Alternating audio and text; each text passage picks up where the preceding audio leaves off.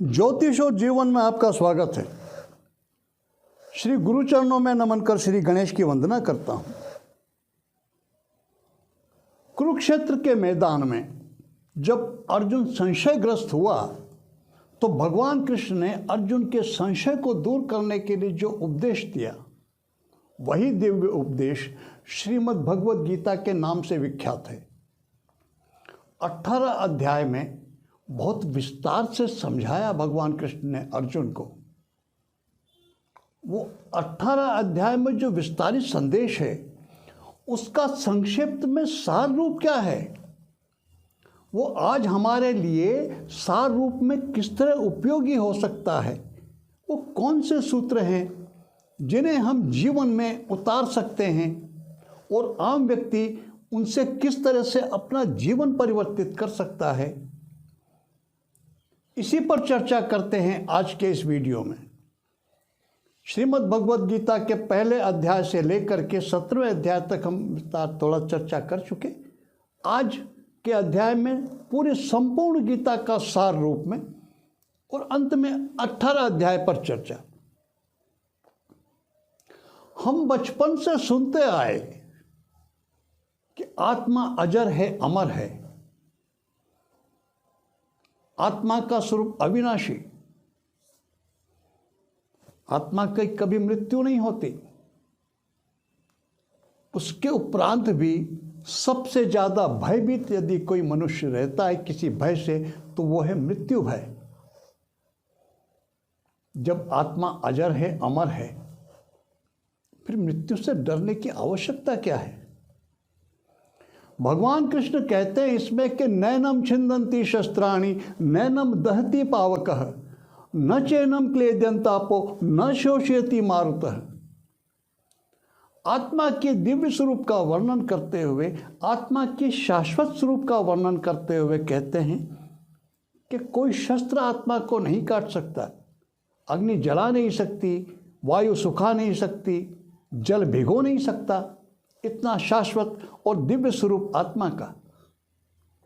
फिर आगे बोलते हैं वो कि जातस्य ध्रुव मृत्यु ध्रुवम जन्म मृतस्य च, जिसका जन्म हुआ है उसकी मृत्यु निश्चित है, और जिसकी मृत्यु होगी उसका जन्म भी निश्चित है। फिर भय किस बात का? यही कह रहे वो कि हे अर्जुन, तू कल भी था किसी न किसी रूप में, आज भी है और कल फिर होगा, तो डरने की जरूरत क्या? यही बात हमारे मस्तिष्क में बैठ जाए तो हमारे मन से मृत्यु का भय निकल जाएगा। कितने ही व्यक्तियों को जीवन में मृत्यु भय के कारण कई बार ऐसे निर्णय लेने पड़ जाते हैं कि उन गलत निर्णयों के कारण मृत्यु से पहले, मृत्यु तो जब आएगी तब आएगी, उससे पहले कितनी ही बार मरना पड़ जाता है, मृत्यु तुल्य कष्ट देखने पड़ जाते हैं। क्यों? क्योंकि मृत्यु भय से एक गलत निर्णय पर पहुंचा।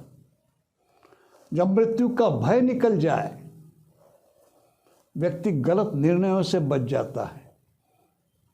मृत्यु का भय निकाल करके जीवन जीकर देखें। परमानंदमय जीवन यदि बनता है तो मृत्यु के भय से रहित होने पर ही बनता है। मृत्यु के भय मस्तिष्क में रखने के साथ जीवन को आनंदमय स्वरूप से जिया ही नहीं जा सकता। यही संदेश भगवान कृष्ण का गीता का इस श्लोक से। कर्मण्येवाधिकारस्ते मा फलेषु कदाचन। इसका जो प्राय अर्थ लगाया जाता वो यही कि हमारा अधिकार केवल कर्म करने में है, फल पे हमारा कोई अधिकार नहीं। कृष्ण ये नहीं कह रहे हैं।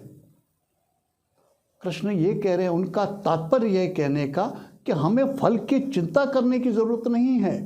वो कहते हैं हे अर्जुन, तू केवल युद्ध कर, इसका परिणाम क्या निकलेगा, युद्ध में तेरी हार होगी या तेरी जीत होगी, तुझे क्या फल मिलेगा, ये सोचना तेरा काम नहीं है। तू केवल अपना काम कर, अपने काम को लक्ष्य में रख, फल को लक्ष्य में मत रख। व्यावहारिक तौर पे भी देखें तो जो व्यक्ति जीवन में कर्म को प्रधान मानकर चलता है, उसके जो परिणाम हैं, जो फल हैं, उनको सेकेंडरी, वो जीवन में सफल हो, जो सफलता उसे मिलती है वो उस व्यक्ति को नहीं मिल पाती जो फल में लक्ष्य में फल को रख के काम करता है, जिसके लिए कर्म दूसरे स्थान पर और फल प्रथम स्थान पर होगा। उस व्यक्ति को वो सफलता नहीं मिल पाएगी जो कर्म को प्रधान मान के चलेगा। कृष्ण कहते हैं कि कर्म ही सब कुछ है, फल की चिंता मत कर, फल तो मिलेगा ही। जितनी तन्मयता से जैसा कर्म वैसा फल प्राप्त होगा, फल का तुझे सोचने का अधिकार नहीं, फल की चिंता मत कर। यही सार। तो हमें जीवन में क्या करना चाहिए, हम निश्चित करें, निर्धारित करें हमें करना क्या है। अब भी पूरी तन्मयता से हम हमारे लक्ष्य में कर्म को रखें, न कि फल को। फल तो प्राप्त होगा ही होगा। यही सार। यदा यदा ही धर्मस्य ग्लानिर्भवति भारतः अभ्युत्थानाम अधर्मस्य तदात्मानां सृजाम्यहम्। भगवान कृष्ण कहते हैं कि जब जब धर्म की हानि होती है और अधर्म का उत्थान होता है, अधर्म की प्रगति होती है, तब तब मैं आता हूं। अगर देखा जाए तो कोई कालखंड ऐसा नहीं जिसमें धर्म के साथ अधर्म नहीं रहा हो। प्रत्येक कालखंड में धर्म भी रहा और अधर्म भी रहा। तो जो धर्म के पक्ष में लड़े, जिन्होंने धर्म के उत्थान के लिए काम किया, वही एक तरह से भगवान कृष्ण का स्वरूप। वो आपको हर कालखंड में मिल जाएंगे ऐसे। यदि ऐसा नहीं हुआ होता तो आज आते आते, कलयुग तक आते आते तो धर्म का विनाश ही हो चुका होता। ऐसा नहीं है। हम आसपास दृष्टि घुमाकर देखें तो जो भी व्यक्ति किसी भी क्षेत्र में जो धर्म के साथ खड़ा है, जो धर्म के पक्ष में लड़ रहा है, वह भगवान श्री कृष्ण का ही अंश, उन्हीं का स्वरूप। हमें ऐसे ही तत्वों के साथ, ऐसी ही शक्तियों के साथ और ऐसे ही व्यक्तियों के समर्थन में खड़ा होना चाहिए जो व्यक्ति धर्म के साथ खड़े हैं, धर्म के लिए लड़ रहे हैं। यही सार और यही संदेश हम ग्रहण कर सकते हैं इस श्लोक से। समशत्रो च मित्रे च तथा माना अपमानयो शीतोष्ण सुख दुखेषु समसंग विवर्जित तुल्य निंदा स्तुतिर्मौनी संतुष्टो येन केनचित् अनिकेत स्थिरमतिर भक्तिमान में प्रियो नर। भगवान कृष्ण कहते हैं जो संभाव रखता हो शत्रु में और मित्र में, जो संभाव रखता हो मान में अपमान में, जो समान समझता हो सुख को दुख को, सर्दी को गर्मी को, जो संभाव रखता हो प्रशंसा में और निंदा में, ऐसा भक्त मुझे प्रिय है। अधिक नहीं, जीवन में केवल 24 घंटे इस प्रकार जीकर देख लें हम। जो भी कुछ घटा है वो स्वीकार। सुख की स्थिति है तो भी स्वीकार है और दुख की स्थिति है तो भी स्वीकार है। मान की स्थिति बनी तो भी स्वीकार है, अपमान की स्थिति बनी तो भी स्वीकार है। किसी ने निंदा की है तो की होगी, किसी ने प्रशंसा की है तो की होगी। निंदा में व्यथित होने की जरूरत नहीं और प्रशंसा में ज्यादा प्रसन्न होने की आवश्यकता नहीं। संभाव में स्थित हम रह जाएं, केवल 24 घंटा जी के देख लीजिए, आपके 24 घंटे बाद में पूरे जीवन में विस्तारित हो जाएंगे। क्योंकि 24 घंटों में जो शांति और जिस आनंद का अनुभूति हमें हो जाएगी, फिर हम उसे छोड़ना नहीं चाहेंगे। होता तो विपरीत, कोई पक्ष में बोल जाए तो उसे मित्र समझते हैं, कोई हमारे विरोध में बोल जाए चाहे वो सही हो तो हम उसको शत्रु समझ लेते हैं। सुख की स्थिति बन जाए तो हमारे पैर जमीन से ऊंचे उड़ जाते हैं और थोड़ा सा अहित नुकसान यदि हो जाए तो जैसे सारा सब कुछ नष्ट हो गया उस मन स्थिति में पहुंच जाते हैं। प्रशंसा में हम भूल जाते हैं और कोई यदि किसी तरह से निंदा कर दे तो हम आपे से बाहर हो जाते हैं और फिर हम चाहते हैं, फिर हम ये सोचें कि हमारा जीवन आनंदमय हो सकता है। तो कैसे हो सकता है? इन परिस्थितियों से, इन मनस्थितियों से जीवन आनंदमय नहीं हो सकता। यदि जीवन को आनंदमय बनाना है तो हर स्थिति में, किसी भी परिस्थिति में हमें समस्थिति में रहना होगा। सुख में, दुख में, मान में, अपमान में सबके साथ समान व्यवहार करना होगा, अपना हो पराया हो। तभी जा कर के जीवन को आनंदित स्वरूप में जी सकते हैं। यही सार 18वां अध्याय मोक्ष संन्यास योग। प्रायः मोक्ष की और संन्यास की जो धारणाएं हैं वो क्या हैं? वो ये कि मोक्ष अर्थात जन्म मृत्यु के आवागमन से रहित हो जाना, मुक्त हो जाना, वही मोक्ष। और संन्यास, संन्यास यानी सब कुछ छोड़ करके, इस जगत को, संसार को छोड़ करके जंगल में सबको त्याग देना, वह संन्यास नहीं। भगवान कृष्ण कहते हैं संन्यास वो नहीं है। कर्ता भाव को छोड़ देना संन्यास भर नहीं है। संसार तो त्यागा, लेकिन फिर कोई दूसरा दूसरा संसार बसा लिया। जंगल में भी हमने अपना दूसरा संसार खड़ा कर लिया, तो क्या संसार त्यागना हुआ? इसी जगत में रहना है, इसी संसार में रहना है, और इस संसार में रह करके जो कर्म करना है वो कर्ता भाव के भाव, कर्तापन के भाव से रिक्त होकर करना है। जो व्यक्ति जीवन में रहते हुए भी, अपने संपूर्ण कामों को करते हुए भी मैंने किया, मैं करता हूँ, इस भाव से जो रहित हो जाता है वही सन्यासी। और मोक्ष,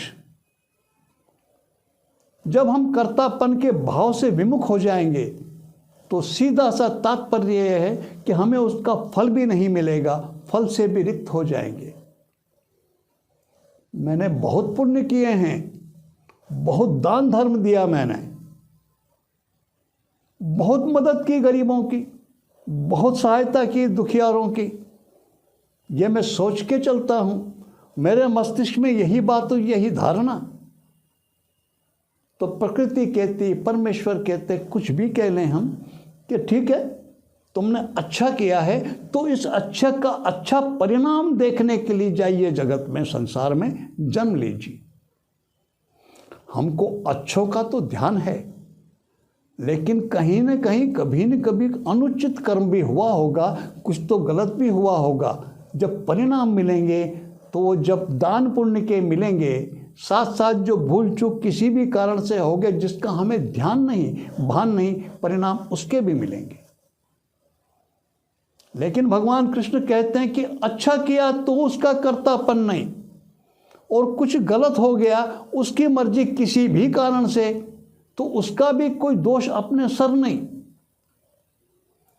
जो व्यक्ति कुछ भी कर्म कर्तापन के भाव से रहित होकर जिसने किए, जिसने सारे कर्म त्याग दिए, केवल वही नहीं जिनको गलत समझता है, वो भी, उनका भी नहीं, जिनको शुभ समझे जाते हैं, वही व्यक्ति सही सन्यासी, वही व्यक्ति सच्चा सन्यासी, और ऐसे सन्यासी को ही मोक्ष प्राप्त होता है।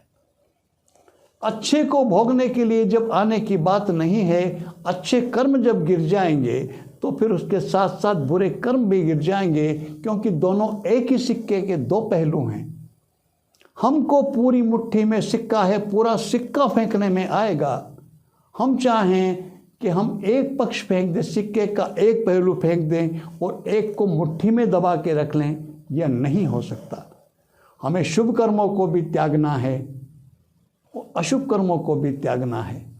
तो ये जो भाव है कर्तापन से रहित होने का, यही सन्यास की भावना, यही सन्यास का अर्थ है। तो इस जगत में संसार में रहते हुए किसी भी प्रकार की भावना मन में किसी भी कर्म के प्रति आसक्ति न रखते हुए जो कर्म करता है, सारे भावों को त्याग करके जो कर्तापन से विमुख होकर के जो कर्म करता है, वही सन्यासी, और जो इस तरह संन्यास्त जीवन जीता है उससे स्वतः मोक्ष प्राप्त हो जाता है। यही सार। तो भगवान कृष्ण क्या कहते हैं? वो शुरू करते हैं धर्म क्षेत्रे कुरुक्षेत्रे, वहाँ से बात शुरू होती है श्रीमद् भगवद गीता की, और 18 अध्याय में अपनी बात विस्तार से समझाते हुए अंत में फिर यत्र योगेश्वर कृष्णो यत्र पार्थो धनुर्धरः तत्र श्री विजयो भूतिर्ध्रुवा नीतिर्मतिर्मम। यहाँ तक क्या अर्थ है इसका? भगवान कृष्ण इस श्रीमद् भगवद गीता में जो उपदेश सार, उसका अर्थ अंतिम श्लोक का, जहाँ भगवान कृष्ण है वहीं पार्थ है, वहीं अर्जुन है, और जहाँ अर्जुन और श्री कृष्ण हैं वहीं पर श्री है, श्री यानी संपदा, वहीं पर विजय है, वहीं पर नीति है। क्या अर्थ इसका आम व्यक्तियों के लिए, हमारे लिए? कौन है भगवान कृष्ण? भगवान कृष्ण परमात्मा, वो हमारे साथ हैं। कौन है हम अर्जुन, हम ही पार्थ का स्वरूप। प्रत्येक व्यक्ति आज के समय अर्जुन के समान, जैसे कुरुक्षेत्र के मैदान में जो अर्जुन की स्थिति थी, वही स्थिति आज हमारे प्रत्येक व्यक्ति की है। जो इस संसार, ये जगत कुरुक्षेत्र का ही मैदान है एक तरह से। हम अर्जुन के समान हैं, और हमारे साथ भगवान कृष्ण खड़े हैं परमात्मा के रूप में, अदृश्य स्वरूप में। हम यही मान करके चलें। और जो व्यक्ति संशय से रहित होकर के, भ्रम से रहित होकर के, मृत्यु भय से रहित होकर के, केवल कर्म को अपना लक्ष्य मानते हुए, सबके साथ समान रूप से व्यवहार करते हुए, जीवन में परिस्थिति कैसी ही हो समरूप से अवस्थित रहते हुए जो कर्म करता है, और जो भी कर्म करता है उस कर्म को कर्तापन के भाव से विमुख होकर के करता है। कर्तापन का कोई भाव मन में नहीं, केवल दृष्टा, मैं हूं ही नहीं कुछ करने वाला। यह भाव जिसके मन में हो, जो ये सोच करके कर्म करता है, वहीं पर श्री है, श्री यानी संपदा, वहीं पर विजय है, वहीं पर नीति है, वहीं पर सब कुछ। जीवन के जितने आनंद और जो होना चाहिए श्रेष्ठ रूप में, सकारात्मक रूप में, वो सब कुछ वहाँ अवस्थित है। मृत्यु भय से रहित होकर के जीवन जिएं, कर्म को ही प्रधान मान करके चलें, सबके साथ समान व्यवहार करें, किसी के साथ किसी भी प्रकार का भेदभाव करने की आवश्यकता नहीं। समान रूप से अवस्थित, सुख में दुख में समान रूप से व्यवस्थित रहें, कि और भूल जाएं इस बात को कि हमने कुछ किया, हमने कुछ नहीं किया। कर्तापन हमारे मन में ही ना हो। यह जब स्थिति आती है तो फिर हम श्री से युक्त, विजय से युक्त और नीतिपरक जीवन संपन्न स्वतः अपने आप स्वतः, उसके लिए प्रयास नहीं करना होता, वो प्रयास वो स्वतः प्राप्त हो ही जाता है। भगवान कृष्ण के गीता के इन अध्यायों के निस्सार रूप में, संक्षिप्त रूप में ग्रहण करके अगर हमने इतना भी ग्रहण कर लिया, विस्तार की तो बात ही कुछ और, अगर हमने इतना भी समझ लिया तो हमारा जीवन परिवर्तित हो जाएगा, चमत्कारिक रूप से बदल जाएगा। इसमें कोई संदेह नहीं। करके देख लीजिए, कितनों का, सैकड़ों, हजारों, लाखों, करोड़ों व्यक्तियों का बदला है, हमारा भी बदल जाएगा। भगवान श्री कृष्ण आप सब पर कृपा करें। इसी प्रार्थना के साथ मैं आपको नमन करता हूँ। नमस्कार।